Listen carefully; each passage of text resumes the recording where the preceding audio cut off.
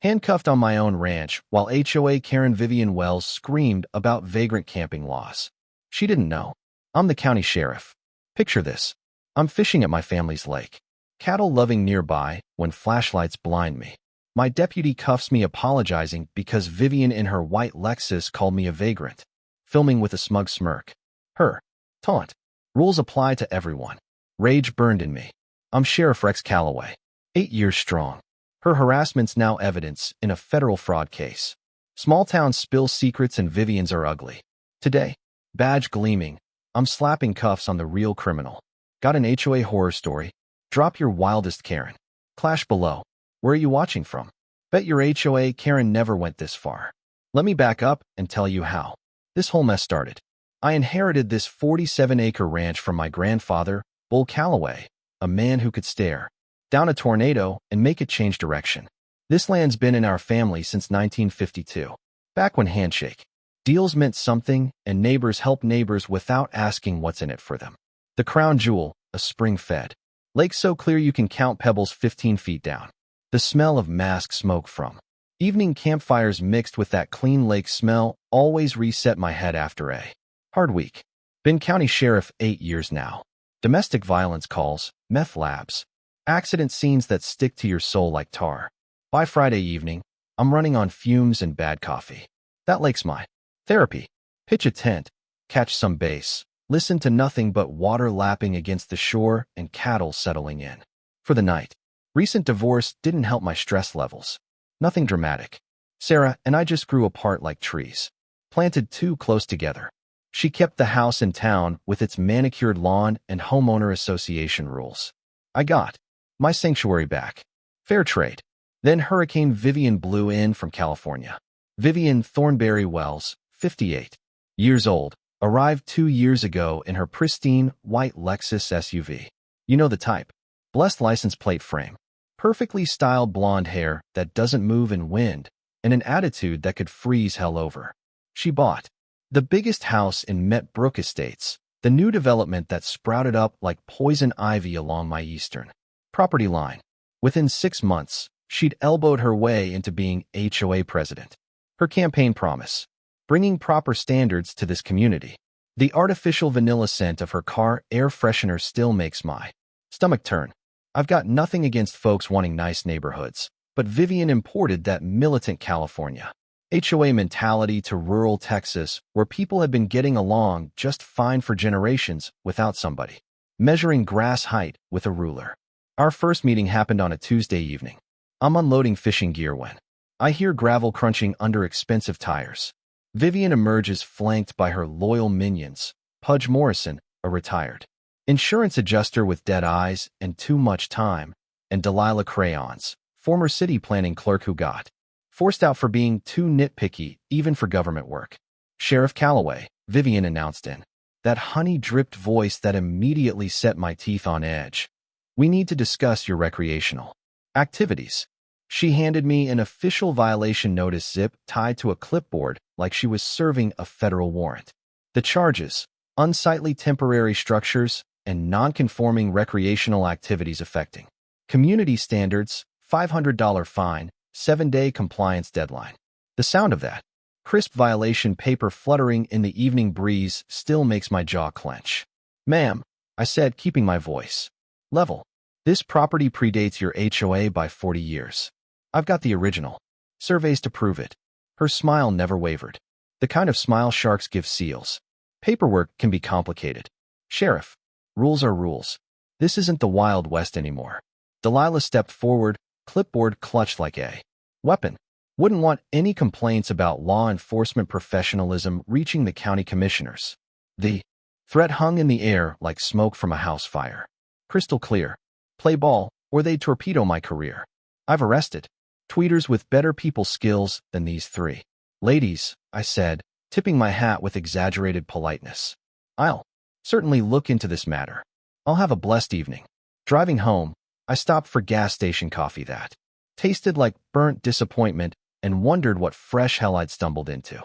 Turns out I had no clue how deep this rabbit hole went. But Bull Calloway didn't raise a quitter, and these ladies were about to learn that some fights choose you whether you want them or not. Within a week, Vivian kicked her campaign into high gear like a woman possessed. I came home from a 3-day camping trip to find she'd been busy as a tick on a hound dog. My phone was blowing up. County Planning Office, Environmental Agency, even the State Water Commission. Seems someone filed formal complaints about potential water contamination and wildlife habitat disruption at my property. The metallic taste of anger mixed with morning coffee when I realized the scope of her assault. Deputy Martinez pulled me aside at the courthouse. "Sheriff, you need to see this." He showed me surveillance photos of Vivian positioned on the roadside, with a telephoto lens documenting my property like she was gathering evidence for a murder trial. But that wasn't the worst part. Turns out she'd hired a paralegal and joined Facebook groups, Rural Property Rights Warriors, and HOA Legal Victory Stories. Her post painted me as a stubborn local sheriff who thinks his badge puts him above community standards. 847 comments of anti-law enforcement garbage that would make your grandmother reach for the soap. One post stopped me cold. Sometimes you have to make examples of people who think they're untouchable. Badges don't make you special. This sheriff is about to learn that lesson the hard way. That crossed a line. Time for my counterpunch. I spent the next morning in the county archives, digging through dusty boxes that smelled like old leather and forgotten promises. Years of sheriff work taught me that paper trails don't lie, and everybody's got secrets if you know where to look. The satisfying sound of old survey maps unfolding across my kitchen table like battle plans. What I found made me grin, like a possum eating piments. Princess Vivian's perfect development had some dirty laundry. When Met Brook Estates got built, 3 houses, including hers, violated creek setback requirements by 15 to 20 feet. They were sitting in flood easement territory, which is about as legal as a $3 bill. The best part they knew. Internal documents showed the developer greased the palm of a county planning clerk who got fired 18 months later for corruption. I remembered that. Scandal guy took bribes to rubber stamp permits.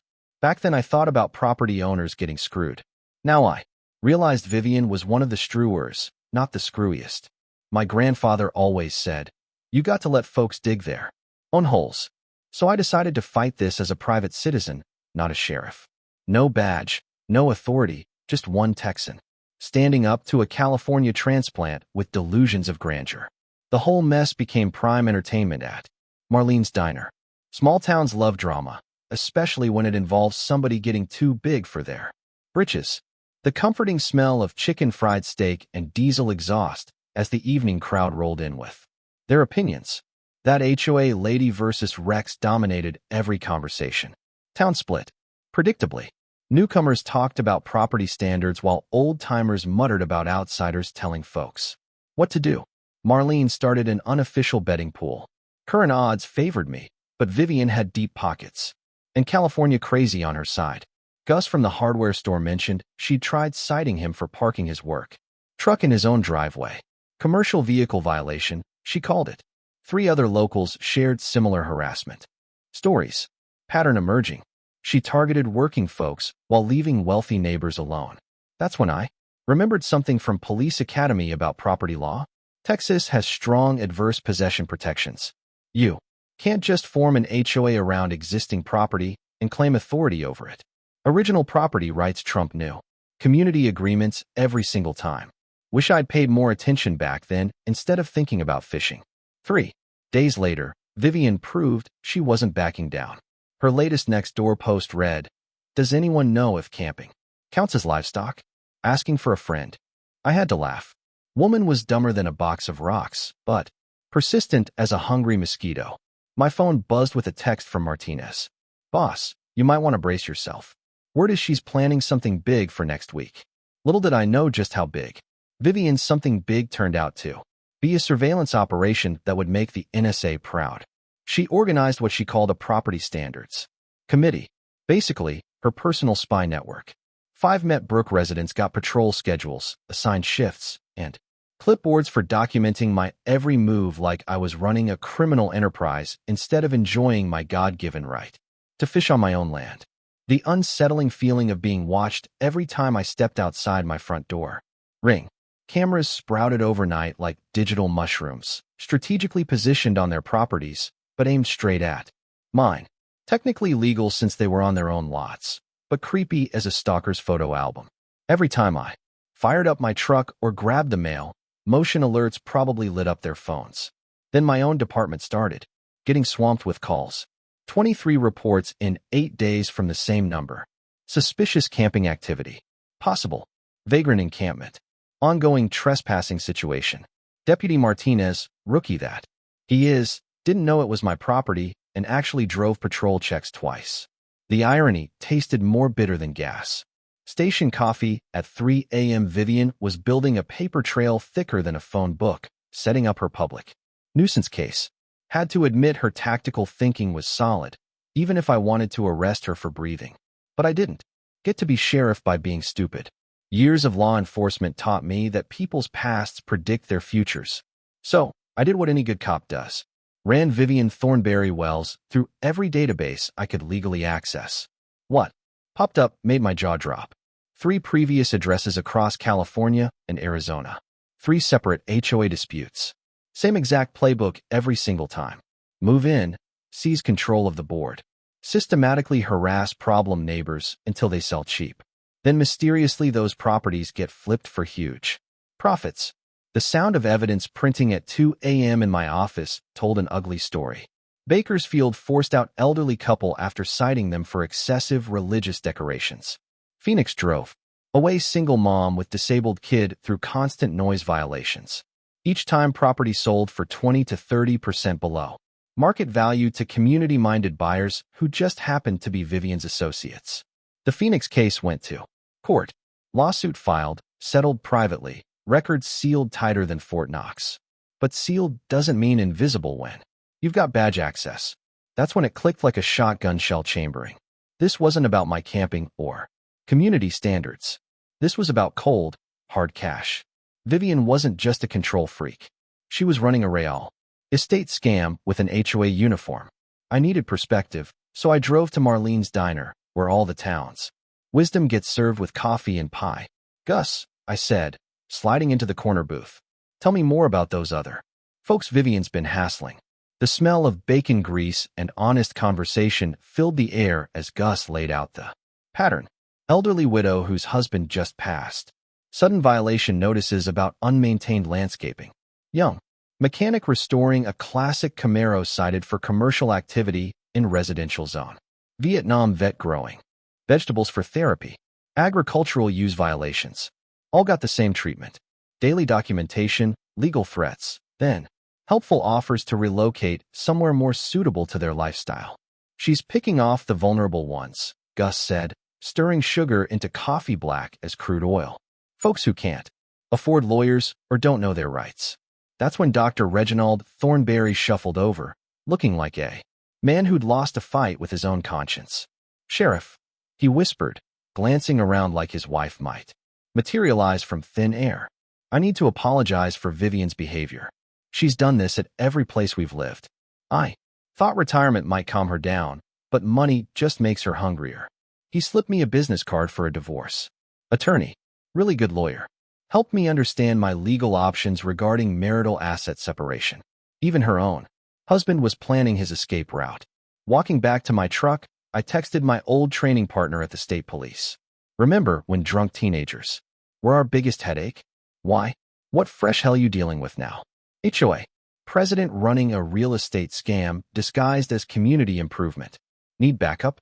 Not yet, but this is going to get interesting real quick. Storm clouds were building on the horizon, and Vivian Thornberry Wells had no idea she was about to get hit by a Texas-sized reality check. 3 days later, Vivian proved she had nerves of steel and the common sense of a brick. She discovered I was the sheriff through her spy network. Probably Googled my name after. Someone recognized me at the courthouse. Any reasonable person would have backed down and apologized. Not Vivian.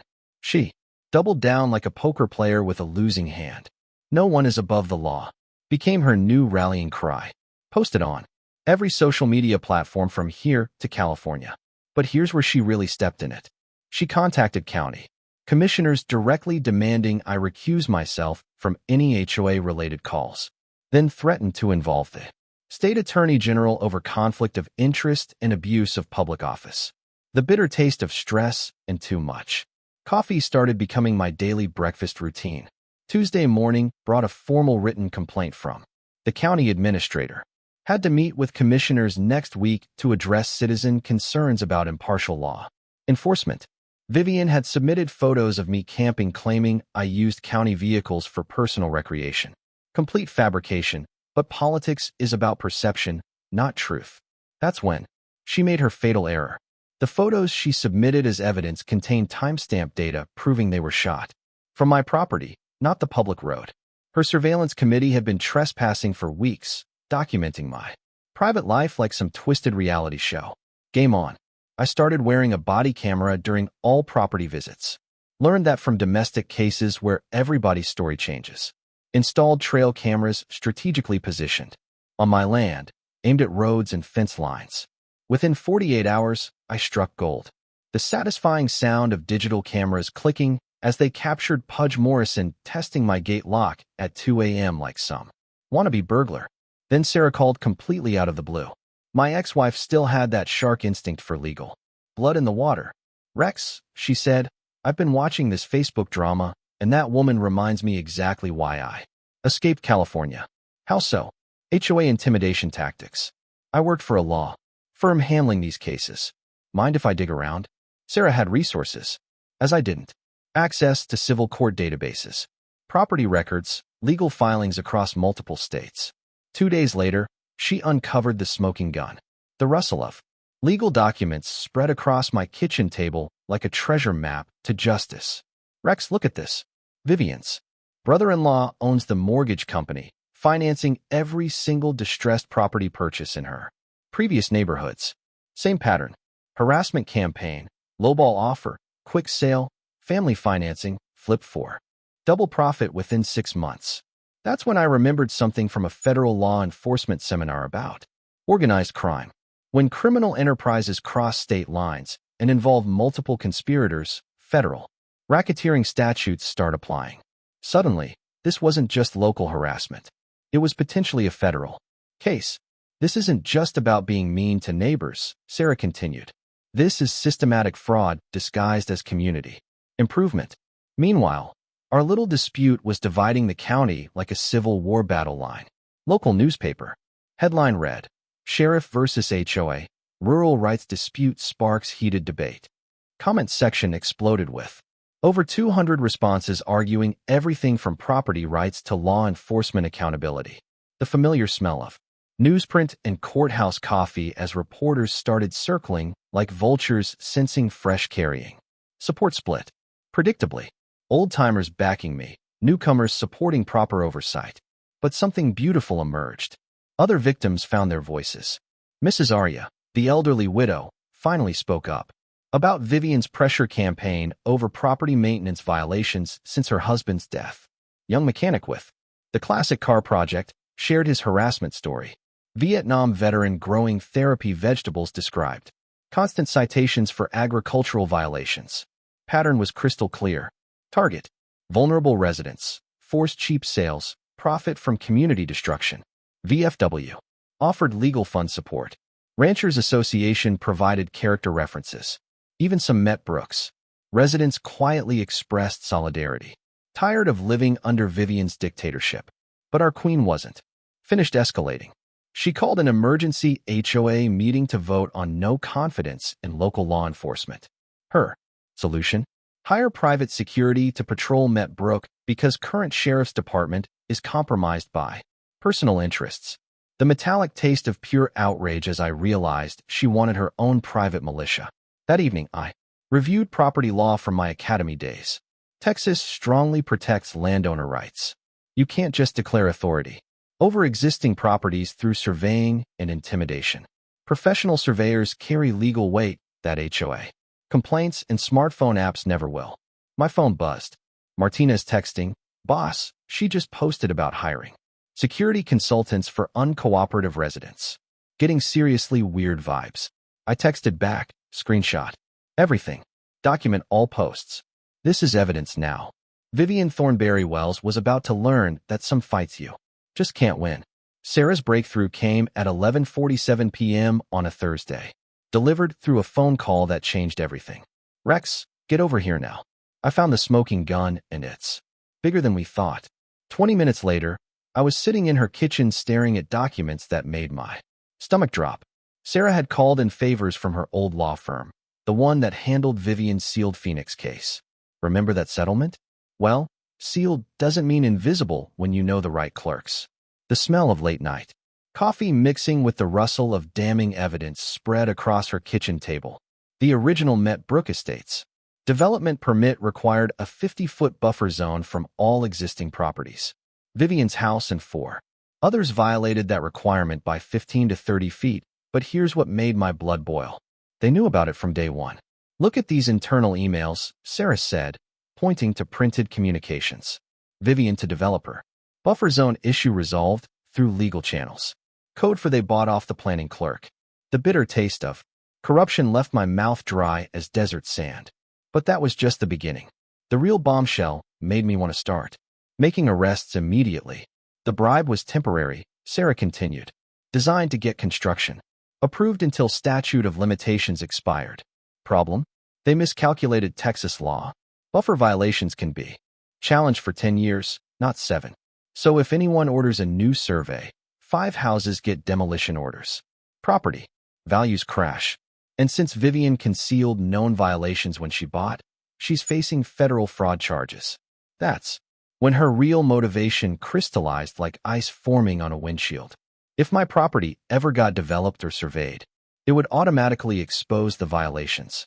Vivian needed my land either empty or under HOA control to prevent that discovery. Her harassment wasn't about camping. It was about preventing a property survey that would destroy her criminal enterprise. She's perfected this scam, Sarah said, pulling up records from California and Arizona. Identify properties that could trigger regulatory problems, harass owners into panic sales, buy through shell companies, then eliminate the threat through control or development. The sound of my grandfather's voice echoing in memory. Some folks will steal your land with a pen instead of a gun. The Arizona couple's story finally made sense. Their property bordered a development with zoning violations. Vivian harassed them for 2 years over fabricated violations, bought their land for 60 cents on the dollar, then immediately had it rezoned to protect her investment. Rex, this isn't harassment. This is systematic theft. Using HOA authority as legal cover, Sarah spread out financial documents showing connections between Vivian and every community buyer who purchased harassed neighbors' properties, shell companies, family trusts, business partnerships. All roads led back to the Thornberry Wells crime family. She's not working alone. Brother-in-law handles financing. Cousin manages flips. Husband's medical practice provides startup capital. It's a full family operation. The weight of badges and oaths suddenly felt heavier on my chest. Conservative estimate, $2 million in profits across 5 years in 3 states. That's just what I can document. My phone buzzed. Martinez texting sheriff. Latest HOA minutes show they voted to start acquisition discussions with Mrs. Arya and 2 other elderly residents. Vivian was accelerating her timeline, grabbing vulnerable properties before I could expose her operation. Sarah, how fast can you compile federal evidence? 48 hours. But you need to decide. Handle this as victim Rex Calloway or sheriff. Rex Calloway? The ethical dilemma hit like a truck. Using official authority for personal disputes violated everything I swore to uphold. But exposing organized crime was exactly why voters elected me sheriff. Both, I said. Finally, fight harassment as property owner Rex. Expose fraud as Sheriff Calloway, protector of this county. Sarah grinned like a prosecutor who just cracked the case of her career. Now you're thinking strategically. Vivian thought she was bullying a stubborn camper. She had no idea she just declared war on organized crime's worst nightmare. A pissed-off sheriff with a personal stake in justice. Time to show her what Texas justice really looks like. By Friday morning, I had my war council assembled at Marlene's Diner, like the Texas version of the Avengers. Sarah arrived first, briefcase loaded with legal firepower, and that shark smile she gets when smelling blood in courtroom water. Deputy Martinez rolled up in civilian clothes, laptop bag over his shoulder, looking more like a college kid than the tech wizard about to destroy a criminal empire. The familiar comfort of bacon grease and honest coffee filled our corner booth as we spread out for battle planning. Gus locked the hardware store early to join us, bringing 30 years of local intelligence and a serious grudge against outsiders telling Texans how to live. Marlene herself pulled up a chair, notepad ready. That woman collected secrets like other folks collected stamps and wasn't shy about using them for righteous causes. Last through the door was retired Sheriff Kowalski, my old mentor, who'd forgotten more about corruption cases than most prosecutors ever learn. White-haired, eagle-eyed, and meaner than a stepped-on rattler when criminals hid behind badges or authority. "Oh, right, troops," I said, laying Sarah's evidence across the table like military maps. "Here's the war we're fighting." Our strategy fell into place like dominoes, finding their perfect pattern. Sarah would handle financial investigation, tracing every dirty dollar through Vivian's network of shell companies and property flips. Her paralegal background and legal connections meant accessing records that would take official channels weeks to subpoena. The satisfying click of calculator keys as she ran numbers on HOA fund theft that made my jaw drop. "Rex, they've stolen $47,000 from their own community members," she announced. "Used HOA dues to pay for harassment campaigns, private investigators, even that paralegal research. It's like charging victims for their own torture."